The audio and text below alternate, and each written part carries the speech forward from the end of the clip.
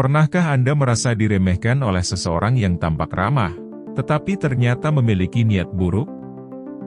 Atau merasakan energi negatif yang tidak bisa dijelaskan saat berdekatan dengan seseorang?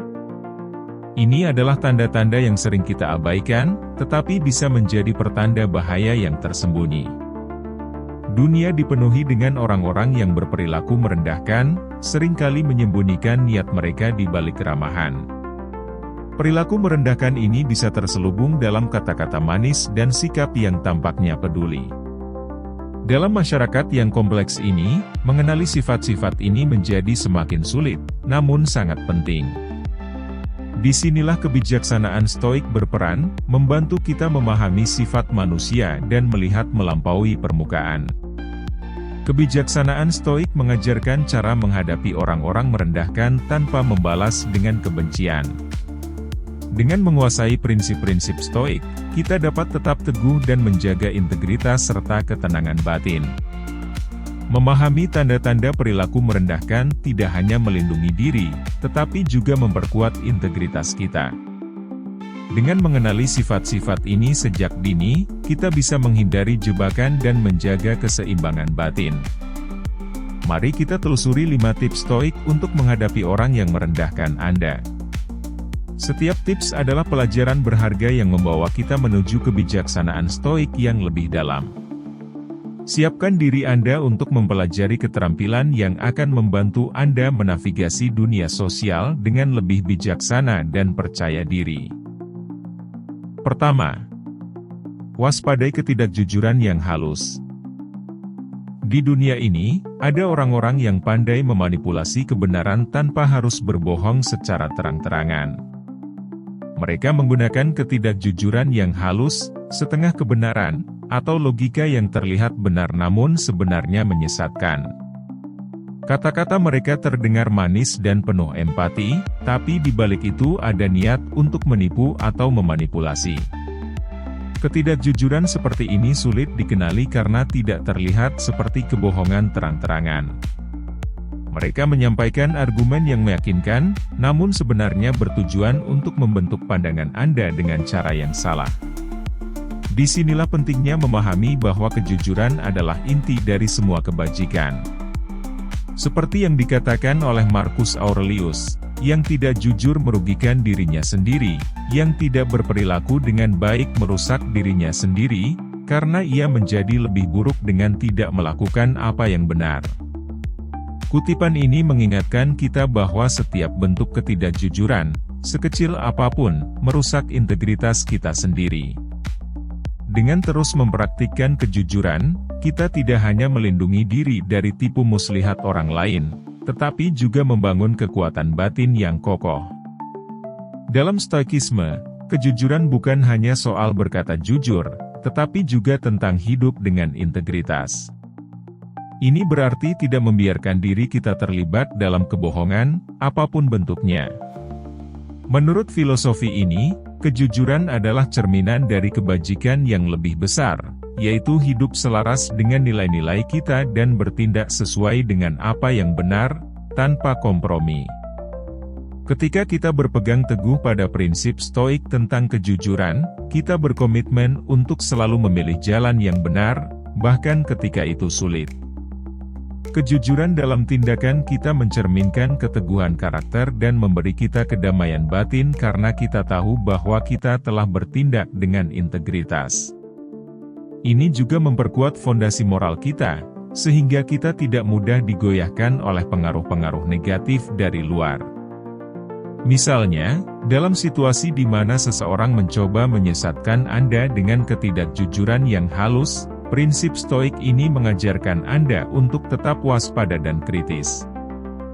Dengan berpegang teguh pada kejujuran, Anda bisa melihat melampaui manipulasi mereka dan bertindak sesuai dengan kebenaran. Bayangkan saat seorang rekan kerja datang dengan ide proyek yang tampak luar biasa, namun setelah diperhatikan lebih cermat, Anda mulai melihat bahwa ada fakta penting yang diabaikan atau situasi yang digambarkan secara tidak lengkap. Atau bayangkan seorang teman yang meminjam uang dengan janji mengembalikan segera, namun terus memberikan alasan yang masuk akal untuk menunda pembayaran. Ketidakjujuran kecil ini, jika dibiarkan, bisa berkembang menjadi masalah yang lebih besar dan merusak hubungan. Dalam menghadapi situasi seperti ini, berpegang teguh pada prinsip stoik tentang kejujuran adalah kunci. Jangan biarkan diri terjebak dalam permainan kebohongan, bahkan jika itu tampaknya jalan yang lebih mudah. Dengan tetap berpegang pada nilai-nilai kejujuran dan integritas, kita memperkuat fondasi moral kita dan membentengi diri dari pengaruh negatif. Kedua, memahami manipulasi emosional. Bayangkan situasi di mana seseorang dalam hidup Anda tampaknya selalu tahu cara untuk memperoleh apa yang mereka inginkan dari Anda. Mereka tidak menggunakan ancaman atau paksaan, tetapi mereka sangat mahir dalam memanipulasi emosi Anda, membuat Anda merasa bersalah atau bahkan tergerak untuk bersimpati. Orang seperti ini sangat ahli dalam mengarahkan perasaan Anda, membuat Anda merasa seolah-olah harus menuruti keinginan mereka, atau Anda akan dianggap buruk. Manipulasi emosional adalah alat yang sangat efektif bagi mereka yang bermaksud merendahkan orang lain. Mereka memahami bahwa emosi seringkali menjadi penggerak utama dari tindakan kita. Dengan membuat Anda merasa bersalah, mereka dapat mempengaruhi keputusan Anda. Dengan menarik simpati Anda, mereka bisa membuat Anda melakukan sesuatu yang sebetulnya tidak Anda inginkan. Taktik ini sangat berbahaya, karena bekerja dengan cara yang halus dan seringkali Anda baru menyadarinya ketika sudah terlambat. Sebagai seseorang yang berusaha hidup dengan bijak, penting untuk menyadari bahwa pengendalian emosi adalah kunci dalam melindungi diri dari manipulasi. Seperti yang dikatakan Epictetus, seorang filsuf Stoik, yaitu, tidaklah penting apa yang terjadi pada Anda, tetapi bagaimana Anda bereaksi terhadapnya. Kutipan ini mengingatkan kita bahwa meskipun kita tidak bisa mengontrol apa yang orang lain lakukan atau katakan, kita sepenuhnya bisa mengendalikan reaksi kita. Hanya mereka yang bijak yang mampu menjaga kendali atas diri sendiri dan tidak membiarkan orang lain memanfaatkan emosi mereka. Bagaimana Anda bisa melindungi diri dari manipulasi emosional? Langkah pertama adalah dengan menyadari kapan emosi Anda sedang dimanipulasi.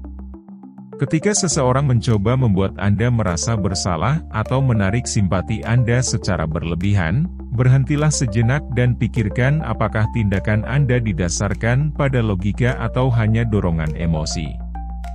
Ingatlah, mengendalikan emosi bukan berarti Anda menjadi dingin atau tidak peduli, tetapi berarti Anda bertindak berdasarkan apa yang benar dan adil, bukan karena pengaruh orang lain.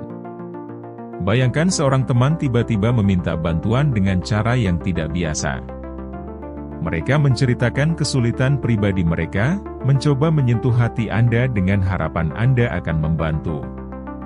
Atau mungkin di tempat kerja, seorang kolega mencoba membuat Anda merasa bersalah dengan berkata, "Jika Anda tidak membantu saya dengan proyek ini, saya akan mendapat masalah besar." Kedua contoh ini adalah bentuk manipulasi emosional yang halus.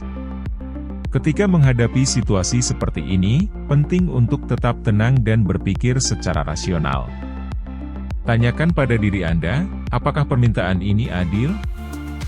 Apakah saya melakukan ini karena saya benar-benar ingin atau karena merasa terpaksa? Dengan menguasai pengendalian diri, Anda dapat memastikan bahwa keputusan Anda selalu didasarkan pada kebijaksanaan dan kebenaran, bukan pada manipulasi emosional orang lain. Jadi, memahami manipulasi emosional adalah langkah pertama dalam melindungi diri dari pengaruh yang merugikan. Dengan menjaga ketenangan dan menggunakan kebijaksanaan dalam setiap keputusan, Anda dapat menghindari perangkap manipulasi emosional dan tetap setia pada prinsip-prinsip yang Anda pegang. Ingatlah, hanya Anda yang memiliki kendali penuh atas emosi dan tindakan Anda. Jangan biarkan orang lain mengambil alih kendali itu. Ketiga, waspadai terhadap penyalahgunaan kekuatan. Kekuatan adalah pedang bermata dua. Ketika dipegang oleh orang bijak, kekuatan membawa kebaikan dan perlindungan. Namun, di tangan yang salah, kekuatan menjadi alat penindasan, digunakan untuk mengintimidasi dan mengendalikan orang lain. Mereka yang berniat buruk sering menggunakan kekuatan fisik, psikologis, atau posisi kekuasaan untuk menekan mereka yang lebih lemah, memaksa orang lain tunduk pada keinginan mereka. Penindasan ini bisa terang-terangan atau halus, seperti memanfaatkan posisi untuk memaksa orang lain melakukan sesuatu yang bertentangan dengan kehendak mereka, atau mengancam dengan konsekuensi negatif jika tidak dipenuhi. Dalam situasi seperti ini, penting untuk diingat bahwa kekuatan sejati tidak terletak pada kemampuan untuk memaksakan kehendak pada orang lain, tetapi pada kemampuan untuk mengendalikan diri. Ketika kita berbicara tentang penyalahgunaan kekuatan, ada kutipan dari Marcus Aurelius yang sangat relevan, yaitu, kekuatan sejati bukanlah dalam kemampuan untuk melukai, tetapi dalam kemampuan untuk menahan diri. Kutipan ini mengingatkan kita bahwa kekuatan yang sejati tidak diukur dari seberapa banyak kita bisa memaksa orang lain, tetapi dari seberapa baik kita bisa mengendalikan diri kita sendiri. Marcus Aurelius, seorang kaisar Romawi dan filsuf Stoik, memahami bahwa kekuatan terbesar seseorang terletak dalam pengendalian diri dan kemampuan untuk tidak bereaksi secara berlebihan terhadap provokasi.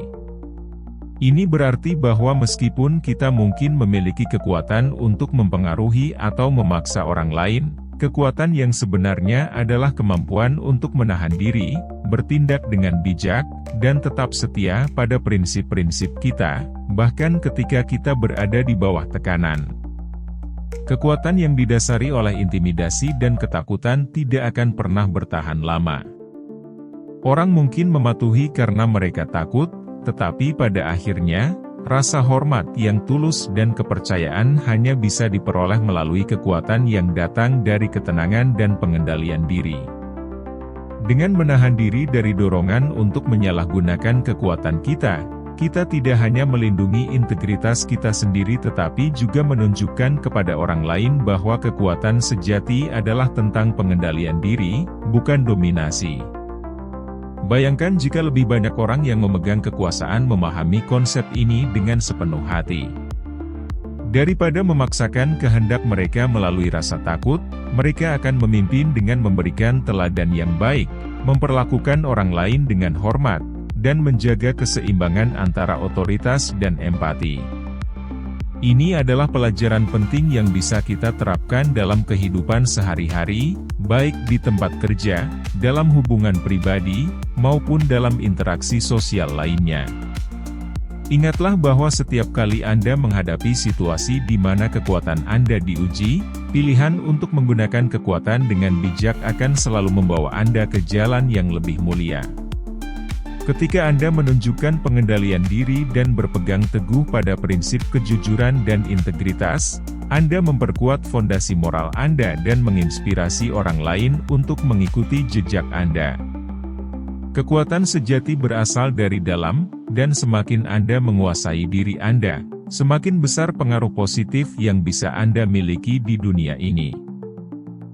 Keempat, kenali kesombongan yang tersembunyi. Kesombongan adalah salah satu sifat paling berbahaya, terutama ketika tersembunyi di balik topeng kerendahan hati palsu. Orang yang merendahkan seringkali pandai menyamarkan arogansi mereka, tampil seolah-olah rendah hati, bersahaja, dan penuh empati.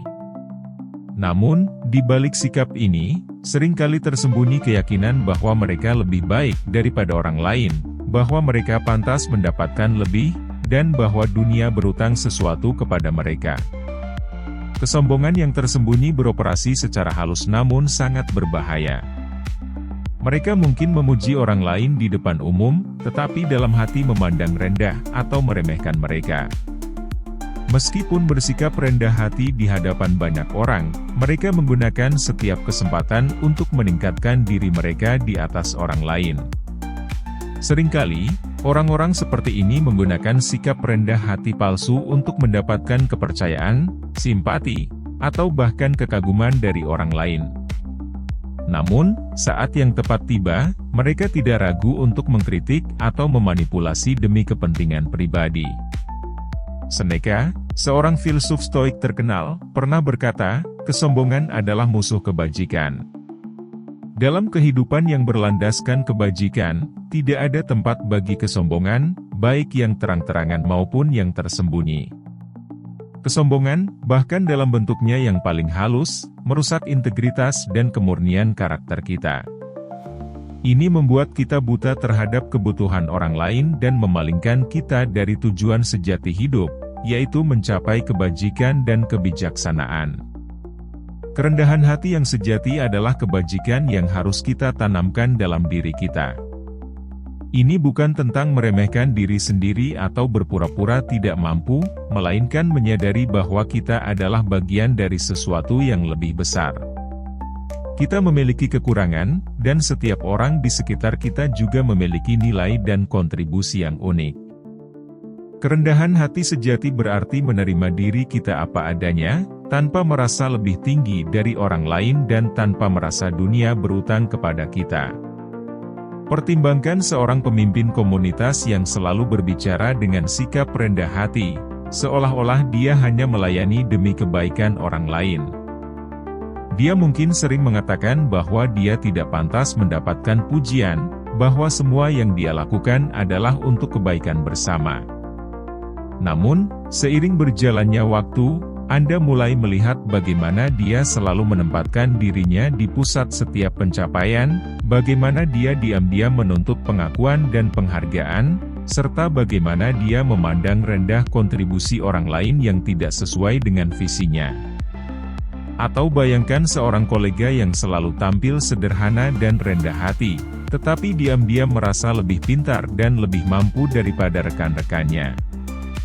Dia mungkin sering berkata, "Oh, itu bukan apa-apa," ketika dipuji, tetapi dalam hati menikmati setiap pujian dan merasa pantas mendapatkannya.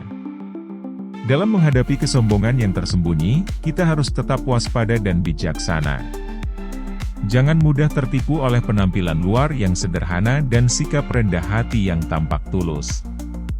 Ingatlah bahwa kerendahan hati sejati tercermin dalam tindakan yang konsisten dan tulus, bukan hanya kata-kata atau sikap.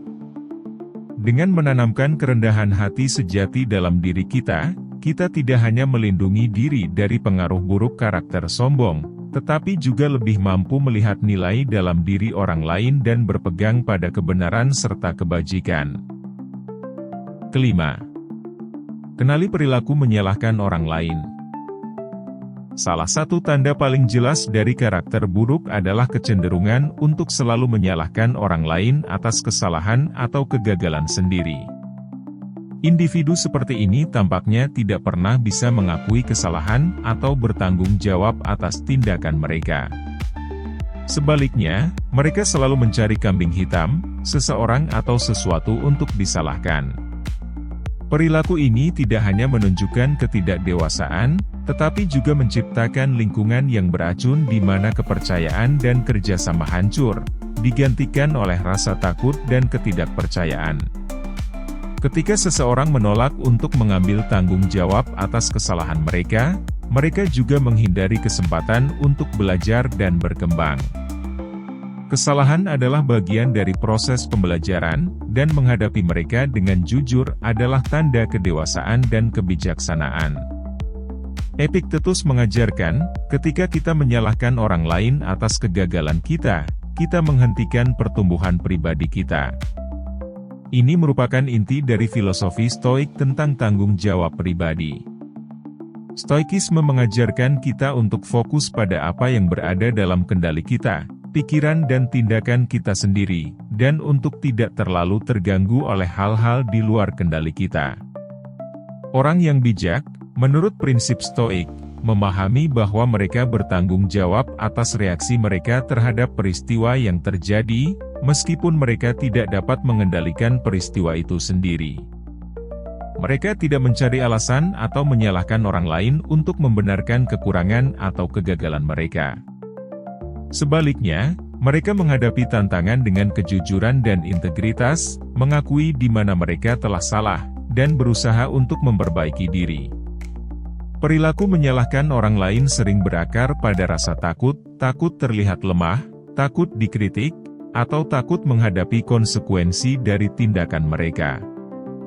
Namun, dengan terus-menerus menghindari tanggung jawab, individu ini sebenarnya membatasi pertumbuhan pribadi mereka dan merusak hubungan dengan orang lain. Sebagai individu yang berusaha hidup dengan kebijaksanaan dan integritas, kita harus berhati-hati agar tidak jatuh ke dalam perangkap menyalahkan orang lain. Kita harus berani mengakui kesalahan kita, belajar dari mereka, dan terus berusaha untuk memperbaiki diri. Ini bukan hanya tentang menjadi orang yang lebih baik, tetapi juga tentang menciptakan lingkungan yang lebih positif dan produktif di sekitar kita. Bayangkan seorang manajer proyek yang gagal memenuhi tenggat waktu penting. Daripada mengakui bahwa mereka mungkin telah salah mengatur waktu atau mengalokasikan sumber daya, mereka menyalahkan tim, mengklaim bahwa kegagalan tersebut adalah akibat dari kurangnya upaya atau kompetensi anggota tim. Padahal, kegagalan itu sebenarnya disebabkan oleh keputusan yang buruk dari manajer tersebut. Tindakan menyalahkan ini tidak hanya merusak moral tim, tetapi juga menciptakan lingkungan kerja yang penuh ketidakpercayaan dan kecemasan. Contoh lain dapat terlihat dalam hubungan pribadi, di mana seseorang yang tidak mau mengakui kesalahannya dalam konflik dengan pasangan malah terus-menerus menyalahkan pasangannya atas semua masalah yang terjadi. Sikap ini mengikis kepercayaan dan cinta dalam hubungan, karena solusi yang sehat tidak pernah dicapai. Sebaliknya, dinamika hubungan menjadi semakin tidak sehat, dengan satu pihak selalu diposisikan sebagai korban dan pihak lainnya sebagai pelaku. Setelah menyadari betapa merusaknya tindakan menyalahkan orang lain atas kesalahan kita sendiri, kita harus merenungkan pentingnya integritas dan tanggung jawab pribadi. Dengan memahami dan menerima tanggung jawab atas tindakan kita, kita dapat tumbuh dan berkembang dalam kebajikan, sekaligus menjaga keharmonisan dalam hubungan kita. Mari kita refleksikan semua tanda yang telah kita pelajari dan bagaimana kita dapat menggunakannya untuk melindungi diri dari pengaruh orang yang merendahkan dalam kehidupan kita. Dalam perjalanan kita mengenali tanda-tanda orang yang merendahkan, kita telah membahas 5 indikator penting yang dapat membantu kita melindungi diri dari pengaruh negatif mereka. Dari manipulasi emosi dan ketidakjujuran halus, hingga penyalahgunaan kekuasaan, kesombongan tersembunyi, dan menyalahkan orang lain, kita telah mempelajari berbagai cara di mana orang yang tidak memiliki niat baik dapat memengaruhi kita. Kita juga telah mengeksplorasi bagaimana mereka memanfaatkan kelemahan orang lain dan menyalahkan orang lain atas kesalahan mereka sendiri. Saat ini, lebih dari sebelumnya, penting untuk diingat bahwa kewaspadaan dan kebijaksanaan adalah alat yang kuat dalam melindungi diri kita dari mereka yang berniat buruk. Seperti yang diajarkan oleh filosofi Stoik, pengendalian diri dan integritas pribadi adalah fondasi yang harus kita jaga untuk menjaga kedamaian batin kita dan tetap teguh dalam menghadapi tantangan. Jangan biarkan diri Anda terjebak dalam permainan manipulasi atau konflik yang diciptakan oleh orang-orang yang ingin merendahkan Anda. Sebaliknya, fokuslah pada pengembangan karakter Anda sendiri, memperkuat kebajikan, dan menjaga integritas dalam setiap interaksi. Ketahuilah bahwa tindakan-tindakan ini bukan hanya tentang melindungi diri sendiri, tetapi juga tentang menciptakan lingkungan di mana kebaikan dan kejujuran dapat tumbuh dan berkembang. Hanya dengan memahami siapa kita dan siapa orang lain, kita dapat melindungi diri dari kerusakan yang tidak perlu. Inilah panggilan untuk refleksi dan tindakan. Teruslah waspada, jaga ketabahan Anda, dan praktikkan kebijaksanaan dalam setiap interaksi. Ketahuilah bahwa menghadapi orang-orang yang merendahkan memerlukan tidak hanya kecerdasan, tetapi juga keberanian untuk tetap teguh pada nilai-nilai Anda. Dengan melatih kebijaksanaan, pengendalian diri, dan integritas, Anda akan mampu mengatasi tantangan yang dihadapi dan menjaga diri dari pengaruh negatif. Jadikanlah pengetahuan ini sebagai bagian dari diri Anda. Biarkan itu membimbing Anda dalam menciptakan kehidupan yang penuh dengan kebaikan dan keharmonisan.